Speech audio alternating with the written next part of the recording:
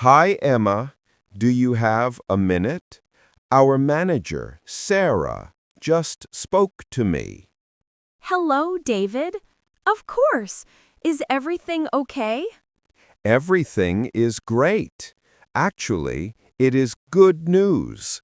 Sarah was very happy with how our team handled the big project last month. Oh, that is wonderful to hear. The whole team worked so hard on that project. It is nice to know our work is appreciated. I agree. She said she wants to do something to celebrate our success and to thank everyone for their hard work. That is a fantastic idea. Acknowledging success is so important for team morale. What did she have in mind? A bonus? A bonus would be nice, but this is something different. She wants us to have a team lunch, and she wants us to organize it. A team lunch. I love that idea. It is a great way for us to relax together and celebrate outside of the normal work environment. But she put us in charge of planning it? Yes, she said we are both very organized and she trusts us to plan a great event for everyone. That is a nice compliment. I am happy to help organize it, but I have never planned a team lunch before. I want to make sure we do a good job and that everyone has a wonderful time. Me neither. But I think if we work together, we can plan something fantastic. So, where should we begin? I think the first step is to think about the purpose and the feeling of the lunch. What kind of event should it be? That is a good point. Sarah said it is a celebration. So, it should feel a little special, not just like a regular weekday lunch. I agree. It should not be a quick sandwich at our desks. It should be a proper break where we can all sit down together at a nice place. Exactly. It should be an opportunity for us to connect on a personal level, not just talk about work. So we should choose a place with a relaxed and friendly atmosphere. A relaxed atmosphere sounds perfect. Not too formal or fancy, but definitely not a fast food place. We need something in the middle. Right, a place where we can talk easily and not feel rushed. The main goal is for the team to have fun and feel appreciated. So we are looking for a restaurant that is nice, celebratory, and has a relaxed atmosphere. That helps us narrow down our options a lot. It does. Now we can start thinking about the most important part of any lunch, the food. Yes. What kind of food should we choose? This is the most difficult question because everyone has different tastes. This is a big decision. There are 10 people on our team, and everyone likes different things. We have so many options for restaurants in this area. There is that new Italian place down the street. Italian food is usually a popular choice. Italian is a safe bet. Most people like pasta or pizza. The atmosphere is usually very lively and friendly, too. That is true. What about Mexican food? There is a great Mexican restaurant a few blocks away. It is very colorful and fun. Tacos, burritos, quesadillas, a lot of delicious choices. Mexican is a great idea. It is definitely a fun and social type of food. Another option is that nice Thai restaurant.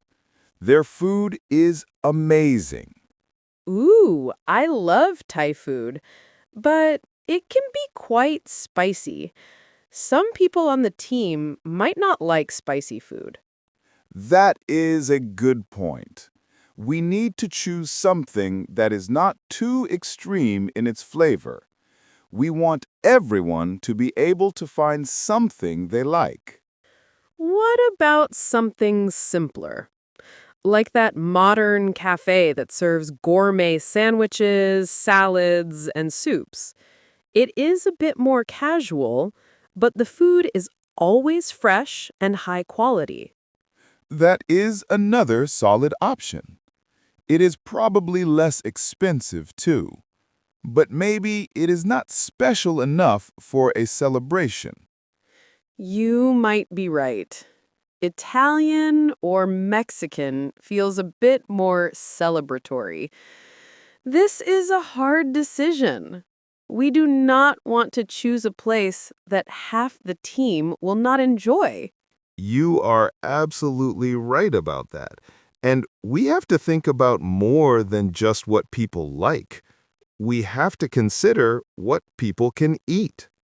What do you mean? I mean, we need to think about dietary restrictions. For example, I know that Mark from accounting is a vegetarian. Oh, of course. You are so right. We must choose a restaurant that has good vegetarian options, not just a boring side salad. Exactly. Mark should have a real delicious meal to choose from, just like everyone else. And what about other restrictions? Let me think about our team. I believe Susan has a gluten intolerance. She is gluten-free. So we need to find a place that can handle that. A gluten-free diet. That is very important to remember. Italian places can be difficult for that because of all the pasta and pizza dough, but many now offer gluten-free pasta. We would have to check their menu or call them to make sure they have good gluten-free options. We also need to think about allergies. Does anyone on the team have a serious food allergy? I am not sure. I do not think so, but we cannot be certain. That is a very serious issue. This is becoming very complicated. We need to choose a cuisine that most people like and a specific restaurant that can safely serve vegetarians and people who are gluten-free. I agree. It feels like a lot of pressure to make this decision for the whole team. I know. What if we choose Italian food, but most of the team was secretly hoping for Mexican food? We cannot read people's minds. Maybe we should not try to. Maybe we should just ask the team what they would prefer. That is a brilliant idea. Why are we trying to guess? We should just gather opinions from everyone. It makes the decision fair and democratic. So, how should we do that? Should we just walk around the office and ask each person individually? We could, but that might take a lot of time, and it would be hard to keep track of everyone's answers. You are right. An email could work. We could send an email to the team with a few choices. An email is a good idea, but people might reply at different times, and we would have to count all the votes manually. That is true. What is the most efficient way to do this? I think we should create a simple online poll. We can use a free tool like Google Forms. We can list 3 or 4 cuisine types like Italian, Mexican, and Thai and send the link to the team. Everyone can vote with just one click. An online poll. Emma, you are full of great ideas today. That is the perfect way to do it. It is fast, easy, and it shows us the results automatically. I am glad you like the poll idea. We should also add a question on the poll that asks about dietary restrictions, so people can tell us privately if they have any. That is so smart. It is a respectful way to gather that important information.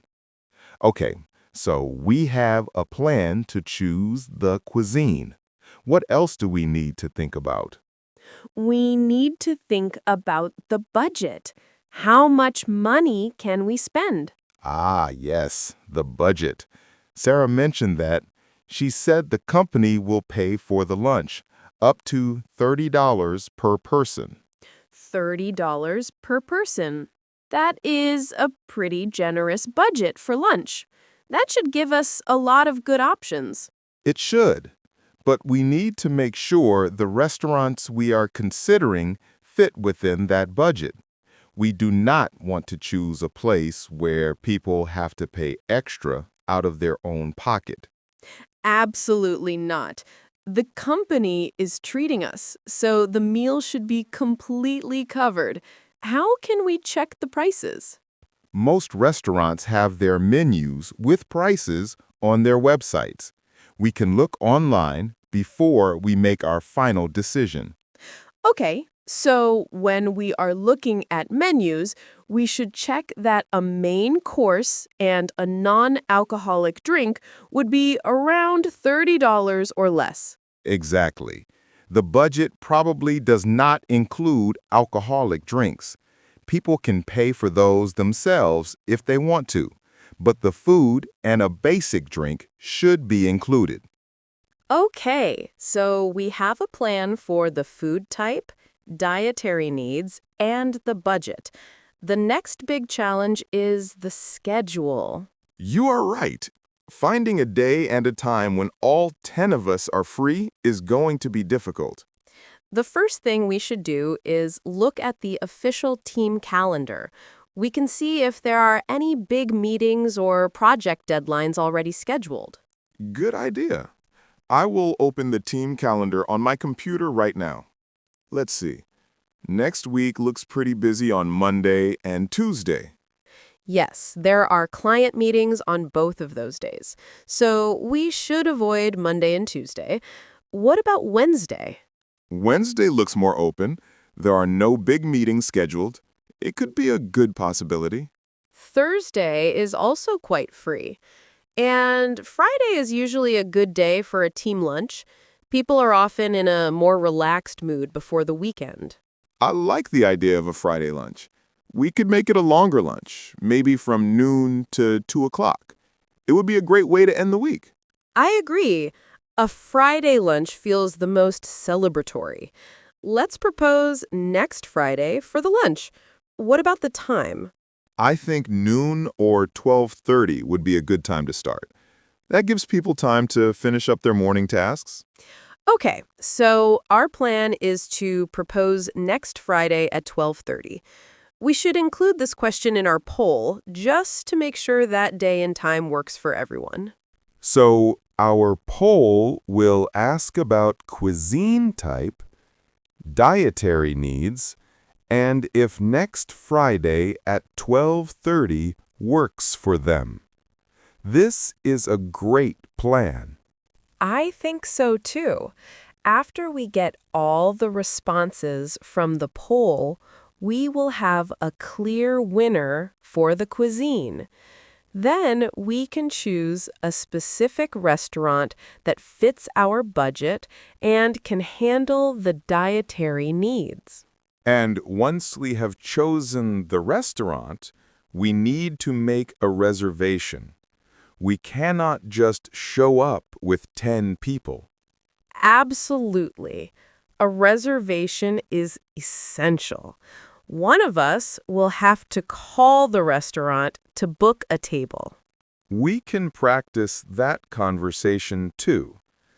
Let's pretend the poll results came in and everyone wants to go to the Olive Tree, the Italian restaurant.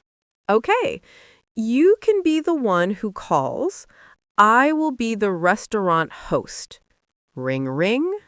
Hello, I would like to make a reservation for a lunch, please. Of course. For what day and time? For next Friday, September 19th at 12:30 in the afternoon. Okay. Friday at 12:30. For how many people? We will be a group of 10 people. A group of 10. Let me check our book. Yes, we can accommodate a party of 10 at 12:30 next Friday. Can I get a name for the reservation, please? Yes, the name is David, and it is a company lunch for the team from Acme Corporation. That was a perfect phone call. You included all the necessary information, the day, the time, and the number of people. Thank you. And mentioning it is a company lunch is a good idea. So once the reservation is made, our work is almost done. Almost. The final, very important step is to send out an official invitation to the team. An invitation. Of course. We need to let everyone know the final plan. We should do that by email, right? Yes, a clear email is the best way. It creates a written record, and people can add it to their calendars. What information should we include in the email invitation? We should start with a cheerful subject line, like, "You're invited, team celebration lunch." Then, in the body of the email, we should state the purpose.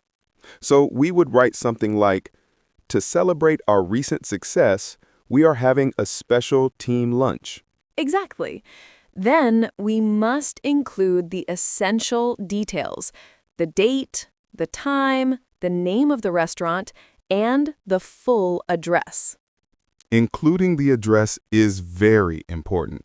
Maybe we can even include a link to the restaurant's location on a map. That is a wonderful, helpful idea. We should also mention the budget, just so everything is clear. We can say, the lunch is covered by the company, up to $30 per person. Good point. And at the end, we need to ask people to RSVP. Yes, asking for an RSVP is critical. RSVP means please respond. We need to know exactly who is coming.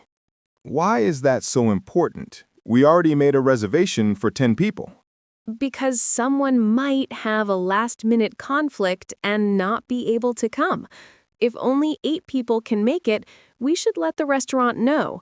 It is polite to give them the correct number. That makes sense. So we should set an RSVP deadline in the email. We can say, please RSVP by this Wednesday so we can confirm the final number with the restaurant. That is perfect. It gives people a clear deadline, and it gives us time to update the reservation if needed. So let's review the whole plan. We create a poll to ask about food, diet, and schedule. Based on the results, we choose a restaurant that fits the budget. Then we call that restaurant and make a reservation for the group. After that, we send a detailed email invitation to the whole team with all the information and a clear RSVP deadline. And finally, after the deadline passes, we call the restaurant back to confirm the final head count. It sounds like a lot of steps, but when we break it down like this, it feels very organized and manageable. I agree. I think we have a solid plan. I feel very confident that we can organize a wonderful lunch that the whole team will enjoy. Thank you for planning this with me, David.